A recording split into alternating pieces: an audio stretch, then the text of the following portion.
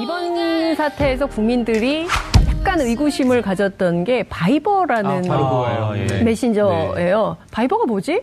바이버 쓰시는 분 손. 바이버 쓰세요? 바이버 쓰세요?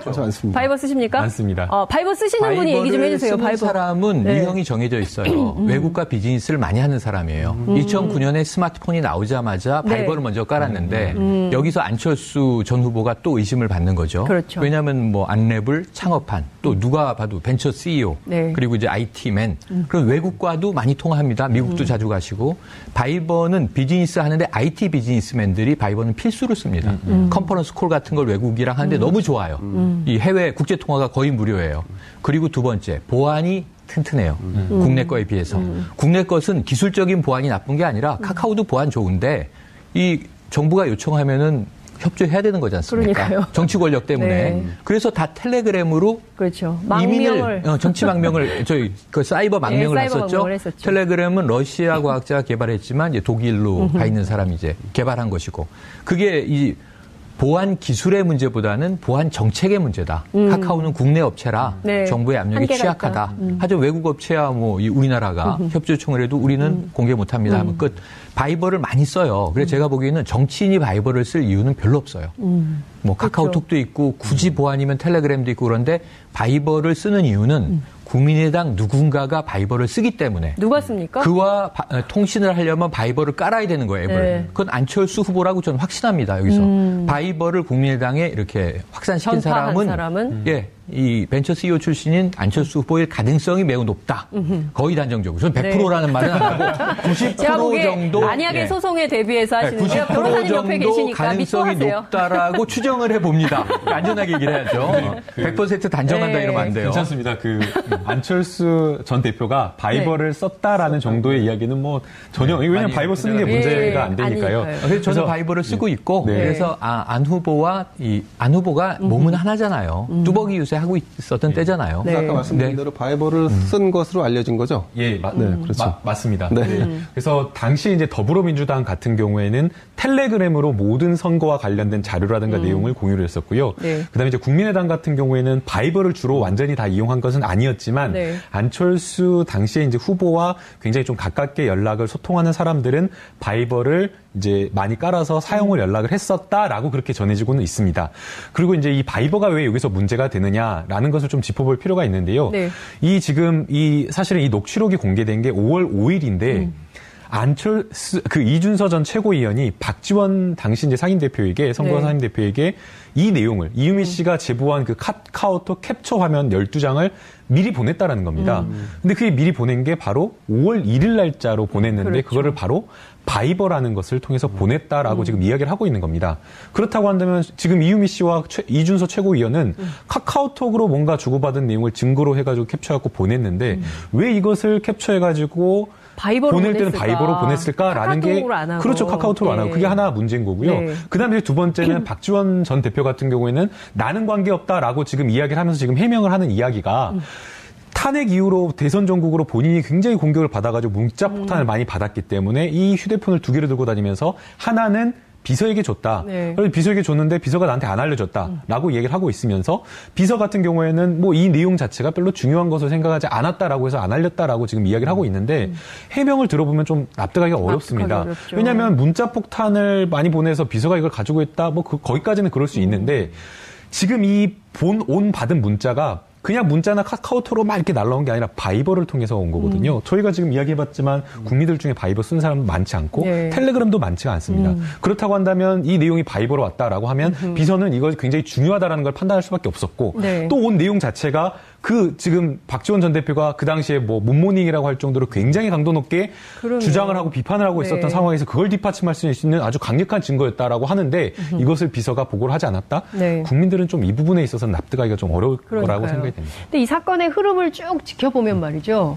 처음에는 국민들이 충격을 받았어요. 이제 이유미 씨 자체의 1인 역할극, 핸드폰 3개 두고 했던 1인 역할극에 굉장히 놀랐지만 이게 계속 사건을 따라가다 보면 오히려 이유미 씨가 이게 도둑이 제발 저린다고 이거 빨리 좀 해결했으면 좋겠다고 생각을 했는데 오히려 당에서 이거 공개되면 우리 당 완전히 망한다. 이거 안 된다. 이걸 막은 흔적도 나오고 있는 거 아닌가요? 막았을지 안 했을지 확신할 수는 없습니다만은 통상 이런 사건이 벌어지면 당사자는 도움을 요청하죠.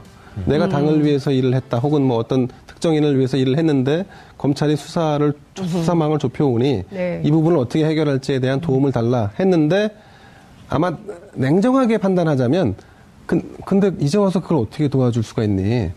너가 한 거니까 너가 책임져라. 라는 정도의 얘기를 듣지 않았을까. 근데 그걸 받아들이는 당사자 입장에서는 꼬리 자르기 위해서 나에게 다 덤태기를 쓰라고 하는 것으로 인식될 수 있고 당의 입장에서는 또 상대적으로 결국 네가 조작한 물건을 가져와서 이제 와서 당에서 도움을 요청하고 그럼 당도 같이 죽자는 얘기냐라고 하는 반응이 오고 간 것을 상대적으로 해석하면은 그렇게 약간 극단적으로 좀 나올 수 있는 부분이 아닌가 싶습니다. 네. 그렇군요. 이제 검찰 조사가 본격화될 텐데요. 김남국 변호사님 어떻게 전망하십니까?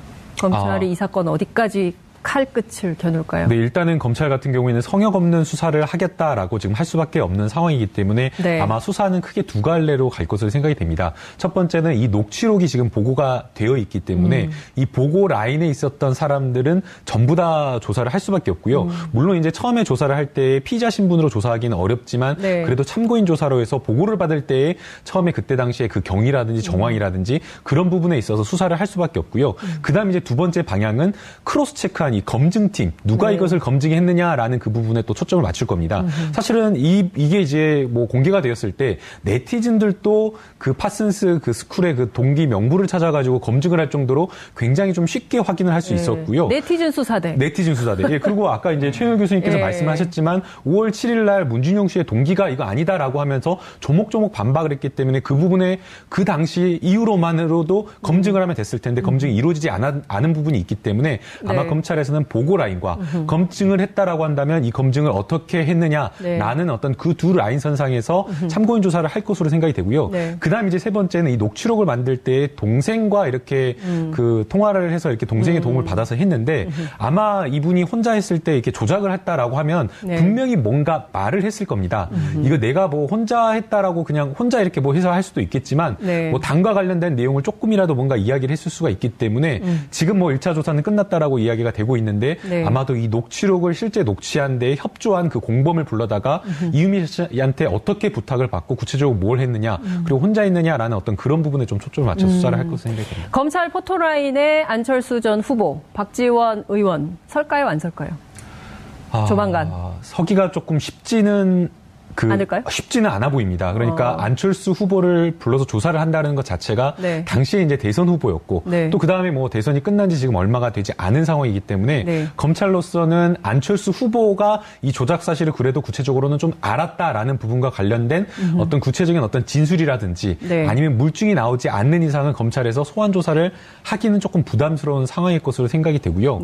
그럼에도 불구하고 아까 제가 말씀드린 대로 안철수 후보의 사실은 최측근이라고 볼 수 있는 정책비서관도 했고 안철수 후보가 타고 다녔던 후보 시절에 타고 다녔던 그 1호 차량에 함께 동석해서 수행을 했던 그 송강 변호사가 이 이유미 씨의 변호사를 추천해서 변호인으로 선임하겠다는 어떤 그런 조항들이 있기 때문에 간접적으로든 어떻게든 아마 안철수 후보에 대한 조사는 아마 할 것으로 생각됩니다. 참고인 조사를 피해가기는 어려워요. 일단은 이 인물 둘을 추천해서 당으로 끌어들인 인물이 이제 당시 대선 후보인 안철수 전 대표다. 어쩔 수 없고 박지원 전 대표도 거의 유력하다라고 봅니다. 저는. 왜 그러냐 하면 자 5월 1일 날 바이버로 보냈는데 그 폰이 없어서 내가 못 봤어요. 비서한테 가 있었어요. 위치 추적해보라고 얘기하셨습니다. 그런데 우리가 잘 알지만 정치 구단이면서 이분이 연세는 있지만 SNS를 굉장히 능숙하게 쓰시는 분입니다. SNS 정치로 막 이제 전국을 쥐락펴락하는 분인데 5월 5일 날 이게 발표되고 당내에서 검증이 안 됐으면 문제가 큰 게 5월 8일이 대선 전날이면서 어버이날인데 문준용 나와라 한 분이 박지원 전 대표예요. 5월 8일 날 왜 여기에 이렇게 집착하고 올인을 하셨을까요? 이 당 전체가 그랬어요. 이 당 전체가 그랬지만 그중에서 특히 앞장서서 이제 메가폰을 드셨던 분이죠. 그래서 이런 부분에 대해서는 허위 사실을 유포한 매개자가 돼버렸습니까? 어떻게 조사를 피해갈 수가 있겠어요? 지금 종합을 해보면 박지원 의원 그리고 그리고 안철수 전 후보 검찰의 참고인 조사는 피하기 어려울 것 같다는 분석을 해주셨습니다. 김대현 기자께서 저희가 간단하게 정당의 비전 말씀을 해주시고 싶지만 지금 시간이 없기 때문에 그 얘기는 다음 주에 하시는 걸로. 아주 간단하게 말씀드리면 짧게. 저는 박지원, 안철수 대표 전 후보가 검찰에 출두하는 일은 없을 거로 예상이 됩니다. 다음 주 기대됩니다. 네. 자료라든가 내용을 공유를 했었고요. 그다음에 이제 국민의당 같은 경우에는 바이버를 주로 완전히 다 이용한 것은 아니었지만 안철수 당시에 이제 후보와 굉장히 좀 가깝게 연락을 소통하는 사람들은 바이버를 이제 많이 깔아서 사용을 연락을 했었다라고 그렇게 전해지고는 있습니다. 그리고 이제 이 바이버가 왜 여기서 문제가 되느냐라는 것을 좀 짚어볼 필요가 있는데요. 사실은 이 녹취록이 공개된 게 5월 5일인데 이준서 전 최고위원이 박지원 당시 이제 상임대표에게, 선거 상임대표에게 이 내용을, 이유미 씨가 제보한 그 카카오톡 캡처 화면 12장을 미리 보냈다라는 겁니다. 근데 그게 미리 보낸 게 바로 5월 1일 날짜로 보냈는데 그거를 바로 바이버라는 것을 통해서 보냈다라고 지금 이야기를 하고 있는 겁니다. 그렇다고 한다면 지금 이유미 씨와 이준서 최고위원은 카카오톡으로 몽트네요. 국내 거에 비해서.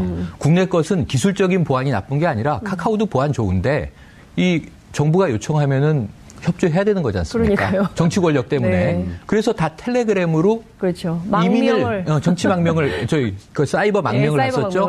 텔레그램은 러시아 과학자가 개발했지만 이제 독일로 가 있는 사람이 이제 개발한 것이고 그게 이 보안 기술의 문제보다는 보안 정책의 문제다. 카카오는 국내 업체라 정부의 압력이 취약하다. 하지만 외국 업체야 우리나라가 협조 요청을 해도 우리는 공개 못합니다 하면 끝. 바이버를 많이 써요. 그래서 제가 보기에는 정치인이 바이버를 쓸 이유는 별로 없어요.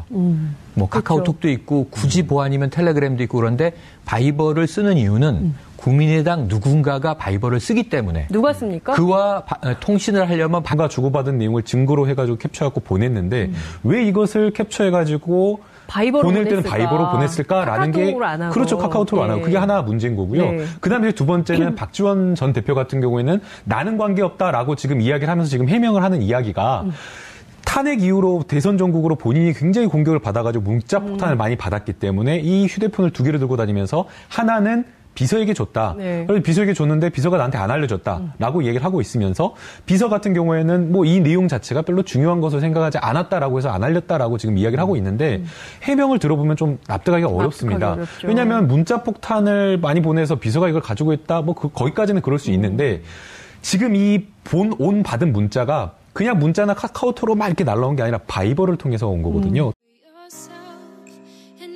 이번 사태에서 국민들이 약간 의구심을 가졌던 게 바이버라는 메신저예요. 바이버가 뭐지? 바이버 쓰시는 분 손. 바이버 쓰세요? 바이버 쓰세요? 바이버 쓰십니까? 많습니다. 바이버 쓰시는 분이 얘기 좀 해주세요. 바이버 사람은 유형이 정해져 있어요. 외국과 비즈니스를 많이 하는 사람이에요. 2009년에 스마트폰이 나오자마자 바이버를 먼저 깔았는데 여기서 안철수 전 후보가 또 의심을 받는 거죠. 그렇죠. 왜냐하면 안랩을 창업한 또 누가 봐도 벤처 CEO 그리고 이제 IT맨 그럼 외국과도 많이 통화합니다. 미국도 자주 가시고 바이버는 비즈니스 하는데 IT 비즈니스맨들이 바이버는 필수로 씁니다. 컨퍼런스 콜 같은 걸 외국이랑 하는데 너무 좋아요. 이 해외 국제 통화가 거의 무료예요. 그리고 두 번째, 보안이 바이버를 깔아야 되는 거예요, 앱을. 그건 안철수 후보라고 저는 확신합니다, 여기서. 바이버를 국민의당에 이렇게 확산시킨 사람은 이 벤처 CEO 출신인 안철수 후보의 가능성이 매우 높다. 거의 단정적으로. 저는 100%라는 말은 안 하고 90% 정도. 만약에 소송에 대비해서 하시는 게 90% 정도 가능성이 높다라고 추정을 해봅니다. 안전하게 얘기를 해야죠. 100% 단정한다 이러면 안 돼요. 괜찮습니다. 안철수 전 대표가 바이버를 썼다라는 정도의 이야기는 전혀 왜냐면 바이버 쓰는 게 문제가 안 되니까요. 그래서 저는 바이버를 쓰고 있고 그래서 안 후보가 몸은 하나잖아요. 뚜벅이 유세 하고 있었던 때잖아요. 아까 말씀드린 대로 바이버를 쓴 것으로 알려진 거죠? 그렇죠. 맞습니다. 그래서 당시 이제 더불어민주당 같은 경우에는 텔레그램으로 모든 선거와 관련된